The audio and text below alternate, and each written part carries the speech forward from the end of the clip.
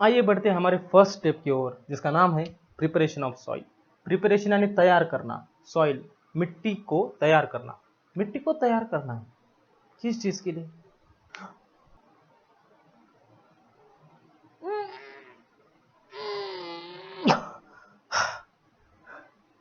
आपने देखा, अगर मैंने मेरा नाक और मुंह दोनों बंद कर दिया तो क्या मैं सांस ले पा रहा हूँ? नहीं। इसका मतलब मेरे बॉडी को अगर सांस लेने ऑक्सीजन चाहिए तो कहाँ से तो वो जाना चाहिए। जैसे मेरे नाक के थ्रू जा सकता है, मुंह के बल भी जा सकता है। बिल्कुल वैसे ही बच्चों सोचो, पेड़ का कौन सा अंग, कौन सा पार्ट मिट्टी में रहता है? आपको जड़े, है ना? तो जो पेड़ के जड़े रहते हैं, जो प्लांट के जड़े रहते हैं, वो मिट्टी में रहते हैं। दूसरी तरफ हमें ये भी पता है कि प्लांट क्या है, सजीव है ना, लिविंग ऑर्गेनिज्म है। तो उनको भी, उनकी रूट्स को भी ब्रेथ करने के लिए, सांस लेने के लिए जगह चाहिए होती है, थोड़ा खुलापन चाहिए होता है। वो खुलापन कैसे मिलता है? अभी ये जड़ें तो पूरे अंदर रहती है, सॉइल के अंदर, मिट्टी के अंदर रहती है। तो वहां तक अगर हवा जानी चाहिए तो हवा कैसे जाएगी? तो उस हवा को जड़ तक जाने के लिए हमें क्या करना पड़ेगा? ये जो सॉइल है, सॉइल को क्या करना पड़ेगा? खुला करना पड़ेगा। जैसे अभी देखो, आकाश सर आए थे तब मैं क्या कर रहा था? वो सिकल से नीचे वाली मिट्टी ऊपर ला रहा था, है ना? तो क्यों मैं ऐसे कर रहा था? तो इससे क्या होता है, वो जो मिट्टी खुल जाती है। मिट्टी क्या रहती है? कॉम्पैक्ट रहती है ना? पानी की वजह से वो एक जगह आ जाती है। और अगर मुझे उसे लूज करना हो तो लूज करने के लिए मुझे क्या करना पड़ेगा? नीचे वाली मिट्टी ऊपर लानी पड़ेगी, ऊपर वाली नीचे। चलो मैंने ये किया, तो इसका फायदा क्या होता है? इसका फायदा ये होता है कि जो जड़ें रहती है, वो जड़ें और अंदर जा सकती है, क्योंकि उन्हें सांस लेने के लिए मिल रहा है ना? दूसरी एक बात, आपने केचुआ, केचुआ आपको पता है, उसको हम इंग्लिश में क्या कहते हैं? अर्थवॉर्म। क्या कहते हैं? अर्थवॉर्म। ये अर्थवॉर्म क्या करता है? इसे हम कहते हैं फ्रेंड ऑफ फार्मर। क्या कहते हैं? Friend of farmer. ये जो केचुआ है, इसे हम फ्रेंड ऑफ फार्मर क्यों कहते हैं? कभी सोचा है? जैसे मैंने सिकल से क्या किया, नीचे वाली मिट्टी ऊपर लाई, ऊपर वाली नीचे लाई। अगर ये मुझे नहीं करना हो, ठीक है, अगर ये मुझे नेचुरली करना हो तो मैं क्या करूंगा? जो कुछ अर्थवर्म रहते हैं, वो अर्थवर्म क्या करूंगा? मिट्टी में डाल दूंगा। तो ये अर्थवर्म क्या करेंगे? मेरे जो जो मेरे दोस्त हैं, ये क्या करेंगे? मेरा जो काम है नीचे वाली मिट्टी ऊपर लाने का, ऊपर वाली नीचे लाने का, वो काम वो खुद करेंगे। मिट्टी को खुली करेंगे, उसके साथ साथ उसमें क्या करेंगे? उनके जो खुद के वेस्टेज रहते हैं वो भी उसमें डालेंगे। मतलब मैन्योर्स भी मिलेगा, और जो मेरी मिट्टी है वो भी ज़्यादा खुल जाएगी। इसके बदौलत क्या होते हैं, मेरे जो पेड़ की जड़ें रहती है, मेरे जो फसल की जड़ें रहती है, वो और नीचे जा सकती है। और जैसे और नीचे जाएगी, उसे पानी मिलेगा, मिनरल्स ज़्यादा तादाद में मिलेंगे, और मेरी फसल बहुत अच्छी तरह से आएगी। ठीक है? तो सबसे पहले ये तो तय हुआ कि हमें प्रिपरेशन ऑफ सॉइल करना है। मतलब क्या है? नीचे वाली मिट्टी ऊपर लाना है और ऊपर वाली मिट्टी नीचे लाना है। इसकी और एक वजह है, वो क्या है? जैसे कौन सा भी प्लांट हो, वो प्लांट क्या करता है? चलो मान लो ये जमीन है ना? अभी नीचे तो एक सड़क जमीन ही रहती है। तो ये जो प्लांट रहते हैं, उनकी जड़ें कहाँ तक जा सकती है?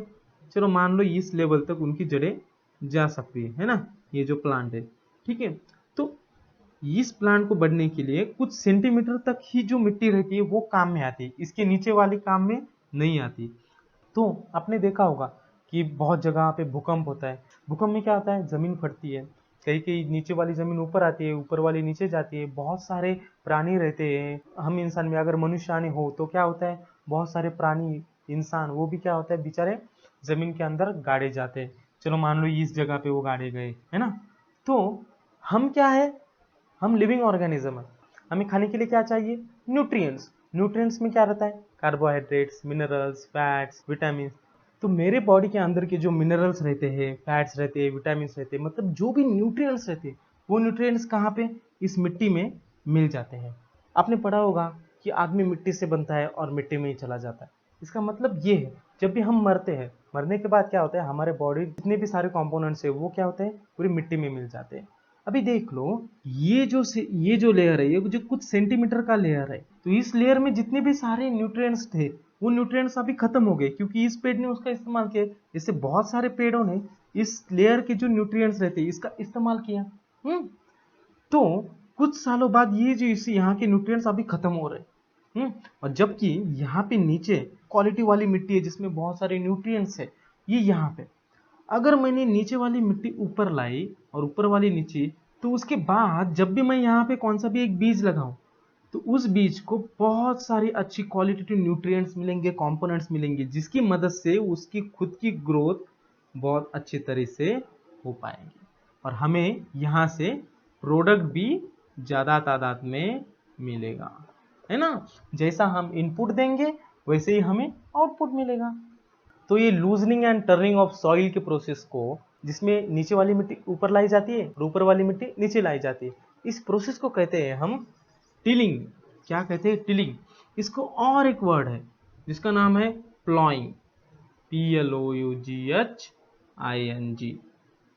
ठीक है, इसे हम एक तो टिलिंग कह सकते हैं और नहीं तो प्लॉइंग कह सकते हैं। ये टिलिंग और प्लॉइंग, मिट्टी नीचे वाले ऊपर लाना, ऊपर वाले नीचे जा सकती है। ये प्लॉग की मदद से, जिसको हम कहते हैं हिंदी में हल के मदद से ये प्रोसेस कीते हैं। इस प्लॉइंग को भी हम हिंदी में कह सकते हैं जुताई, है ना, जूतना। और हल के मदद से, जिसको इंग्लिश में कहते हैं प्लॉ, इसके मदद से हम टिलिंग वाली प्रोसेस कर सकते हैं। ठीक है, ये जो हल है, ये हल क्या है? हल दो किस्म के रह सकते हैं। एक हल लकड़ी का भी रह सकता है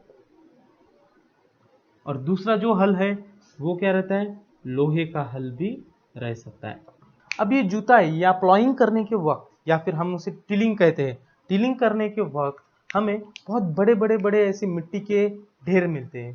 तो ये ढेर को तोड़ के हमें उसकी लेवलिंग करनी पड़ती है। ये जो पूरी खेती की जमीन रहती है, इसकी पूरी लेवलिंग करनी पड़ती है। तो ये लेवलिंग हम लेवलर का इस्तेमाल करके, किसका? लेवलर का इस्तेमाल करके हमें बाद में उस खेती को लेवल देना पड़ता है।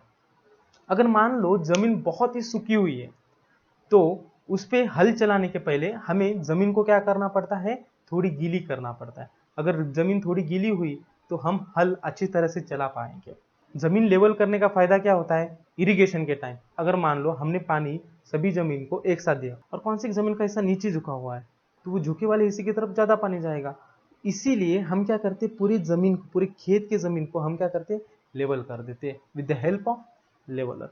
कभी कभी इस जुताई के वक्त भी हम मैन्योर्स ऐड करते हैं, खत ऐड करते हैं, जिसकी मदद क्या होता है, जो जमीन है, जो मिट्टी है, वो और पोषक बन जाती है। और एक दो इंस्ट्रूमेंट है जिसकी मदद से हम क्या कर सकते हैं, जो बड़े बड़े मिट्टी के गांठ रहते हैं उसको हम तोड़ सकते हैं।